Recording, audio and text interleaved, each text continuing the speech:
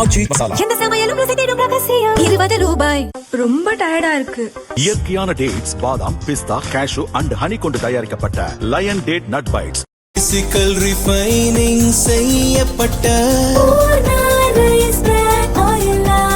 SKM Poorna rice bran oil. சட்டசபை தேர்தலில் தாவேகா 108 தொகுதிகளில் வெற்றி பெற்று முதல்வர் விஜய் தலைமையில் ஆட்சி அமைத்துள்ளது.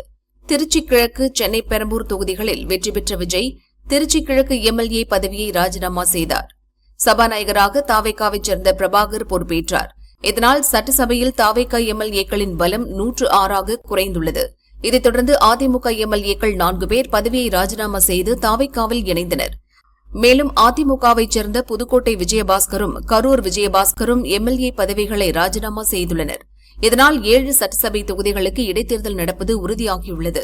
இன்னும் வட மாவட்டங்களைச் சேர்ந்த 4 அதிமுக MLA-க்களை ராஜினாமா செய்ய வைத்து 12 சட்டசபை தொகுதிகளுக்கு இடைத்தேர்தல் நடத்த தாவேகா தலைமை வியூகம் வகுத்து வருகிறது.